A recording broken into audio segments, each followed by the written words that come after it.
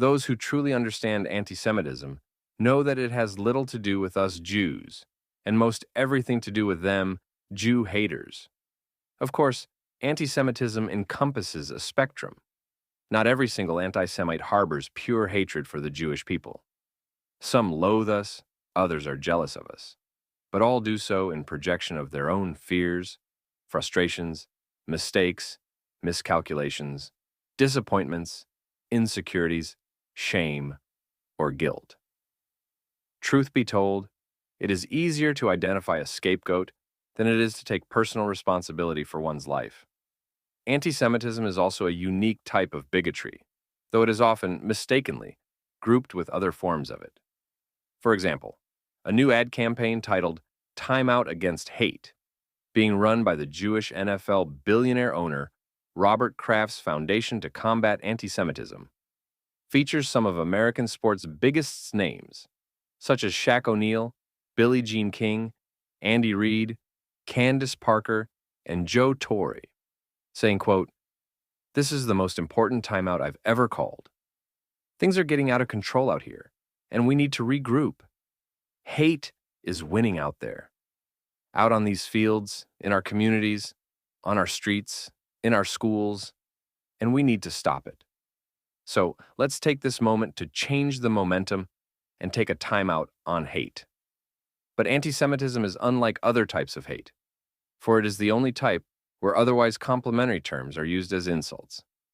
Think, Jews are too clever, and Jews are too successful, and Jewish domination and Jewish wealth, and Jews are good with money, and Jews control the insert entity. Therefore, to group anti-Semitism with other forms of hate is to confuse its roots, reasons, and impact. This at least partly explains why the Jews have never been great at combating anti-Semitism. Indeed, there is a joke that goes, anti-Semitism was going nowhere until the Jews got into it. Again, this is just a joke, but like every joke, it has some truth. The reality is that anti-Semitism is not something you can combat, no matter how many celebrities you get on board and how much money you pour into it. And yet, there is an entire industry around combating anti-Semitism. Jewish organizations, ripe with overpaid and self-righteous executives, make a killing by fundraising on the back of Jew hate. Instead of focusing on what truly matters, instilling Jews with a genuine, growing foundation of Jewish pride, they generate more funds as anti-Semitism becomes more ubiquitous. Take, for example, the Anti-Defamation League's CEO, who used the quote-unquote anniversary of October 7th last week to explicitly call for, quote, recommitting to fight anti-Semitism. This is the same CEO who has deliberately overlooked left-wing anti-Semitism, which is just as pernicious as right-wing anti-Semitism nowadays, because it does not match up with his and perhaps his donors' political views. He served in the White House as special assistant to leftist President Barack Obama from 2011 to 2014. One of the reasons why many leftist Jews have trouble identifying left-wing anti-Semitism is because it is covert, whereas its right-wing variants are far more overt. Some Jews have also fallen prey to identity politics, meaning they choose to only find fault in opposing political parties, candidates, and worldviews, even at their own expense. Other Jews in the diaspora have tried, with the best of intentions, of course, to forge partnerships with various minority groups under the assumption that if we, the Jews, support their causes, they will support us as well. In the aftermath of October 7th, we have seen this approach mostly go up in the flames of failure, because, again, it demonstrates a profound confusion of anti-Semitism's roots, reasons, and impact. We, the Jews, are unlike them, and we should be proud of that. What's more, anti-Semitism is not just the oldest hatred, but a symptom of deep dysfunction below the surface of liberal democratic societies and a threat to the pluralism that makes these countries work. While Jewish people and communities certainly bear the brunt of anti-Semitism, it is a contagion. It ultimately will infect and endanger, virtually all Western societies. There is also the phenomenon of internalized anti-Semitism, which can apply to both Jews and non-Jews alike. Internalized anti-Semitism is the concept that people ingest and even accept stereotypes, discrimination, prejudices, and traumas experienced by the Jewish people, our ethnicity, or our religion. Consider when hear about a Jewish person who commits some heinous crime, such as Bernie Madoff or Jeffrey Epstein. Rationally, there is no reason why the Jewishness of these criminals should make us feel a certain way about Jews, though I will bet that many of us felt that feeling. And we feel it is because of the negative stereotypes that abound Jews, Judaism, and Jewish history, which have become so entrenched in the soil of civilization that many Jews absorb some of these beliefs as well. Hence why many Jews do not even realize the sheer absurdities of what has transpired in our post-October 7th world. For example, Palestinian terrorists massacred people in Israel as part of a pogrom on October 7th. Yet since then, Jews have not paraded the streets calling for violence against Palestinians or Arab countries, nor have they stormed airports seeking to lynch Muslims.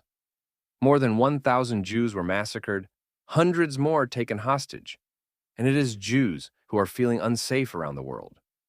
People defending the virtue of free speech are doing so because they want to normalize hate speech with genocidal chants like "From the river to the sea" and "Free, free Palestine." For those more naive in the crowd, they mean that Israel should be free of Jews. The notion of so-called peaceful protest is disguising microaggressions, bullying, intimidation, fear-mongering, and gaslighting. If the subject of these protests was virtually any other minority group not named the Jews, they would be shouted down and then shut down within minutes. But because it is the Jews in question, these otherwise deplorable behaviors are perfectly acceptable. To add insult to injury, protesters regularly compare themselves to noble groups from the past who demonstrated against injustices, such as the anti-Vietnam War protesters. But the latter never covered their faces, so you could not identify them. Only when the Jews are protesters' focus does covering one's face pass the litmus test. More than 26,000 rockets have been indiscriminately fired, mostly at civilian populations in Israel, since the start of this war. In other words, that is more than 26,000 war crimes committed by folks who claim to represent the Palestinians. But Israel, the Jewish state, is the only side accused of war crimes. There are American hostages, British hostages, French hostages, Thai hostages, Russian hostages, and people are marching with impunity, not in support of the hostages, but in support of the hostage takers, precisely because they were all taken hostage from within the Jewish state. People were silent while the Kurds and coalition forces bombed Mosul, Iraq, to destroy ISIS, killing more than 9,000 civilians in one battle.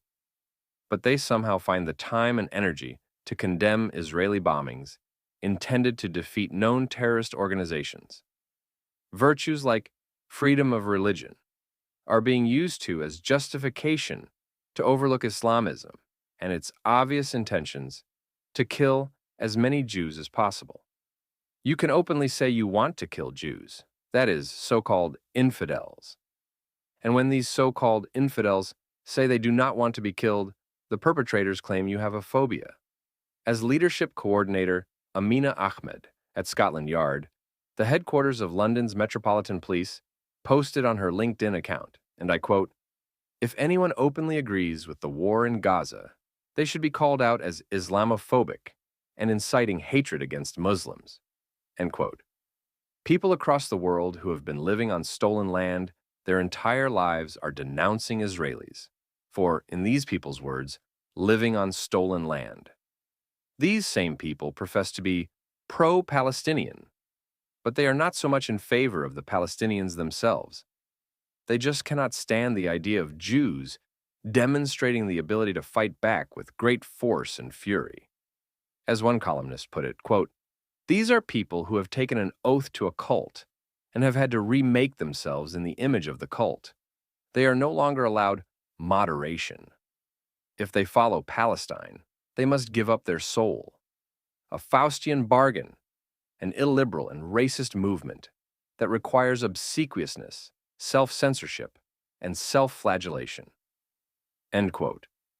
Those who condemn war at all costs are the same people who do not realize that a ceasefire would, for the time being, allow Palestinian terrorists to regroup and reload, enabling them to commit more war crimes against Israelis. But since it is the Israelis in terrorism's way, this is, at least implicitly, totally fine.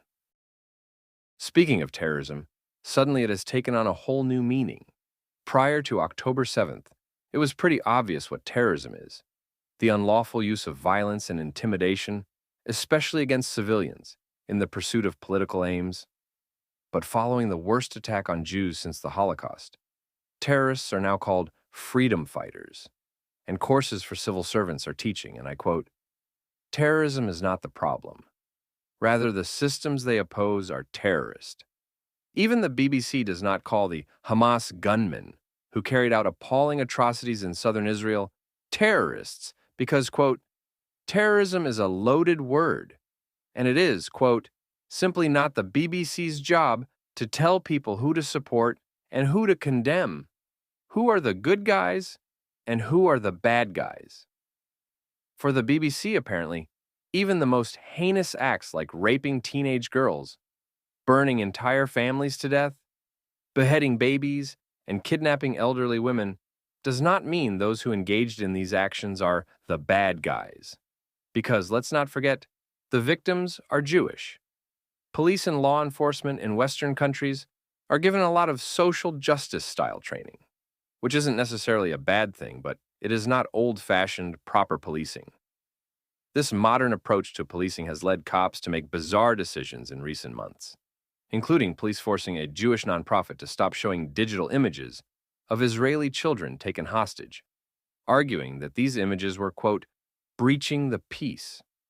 Russia invaded Ukraine, kidnapped children, is an ally of Iran, and Gen Z went bonkers. Then, Hamas invaded Israel, kidnapped children, is an ally of Iran, and Gen Z is mesmerized by a death cult called Islam.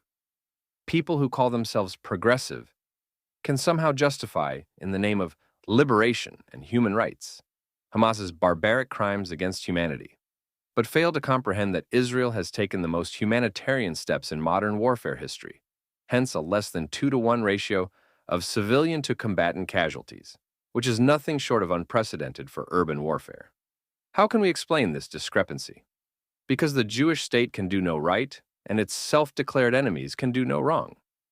Nicaragua announced plans this week to break off relations with Israel over the war in Gaza, calling the Israeli government, quote, fascist and genocidal. Mind you, Israel has no ambassador in Nicaragua, and the Nicaraguan and Israeli governments never had any relations to begin with.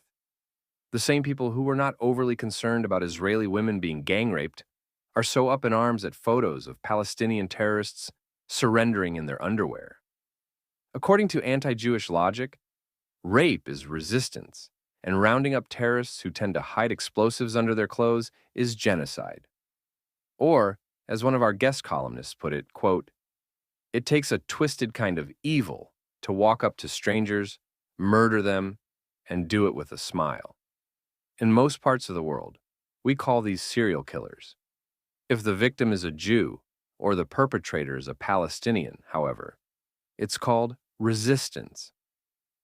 United Nations Secretary General Antonio Guterres said he keeps the Israeli hostage's dog tag necklace in the right pocket of my coat. Nothing says Jews don't matter, like putting a necklace where no one can see it. When the IDF goes out of its way to prevent civilian casualties in Gaza, Israel is committing genocide. When Egypt refuses to allow Gazans a safe haven, the Egyptians are still regarded by Gazans as their friends. Why? Because the Egyptians are not Jewish. For more than a year now, respectable media outlets have been retracting their libelous reporting about Israel, and people have been deleting their anti-Semitic social media posts. Don't you wish we Jews were better? as people have accused us for decades at controlling the media, and sometimes the anti-Israel sentiment is overt, such as at the BBC, which has violated its own impartiality and accuracy guidelines a whopping 1,553 times in its coverage of the war.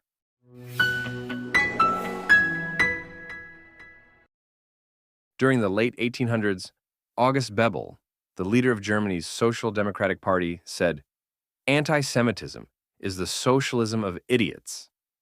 Bebel used this phrase to demonstrate that anti-Semites were blaming economic inequality on the Jews rather than on the real reasons, such as unregulated capitalism, poor education, and equal opportunity employment. These bigots understood that they were getting shafted by the system, and their Jew-hating attitudes only made it worse. More than 100 years later, even after the Holocaust and multiple genocidal wars aimed at the Jewish state, it appears that not much has changed.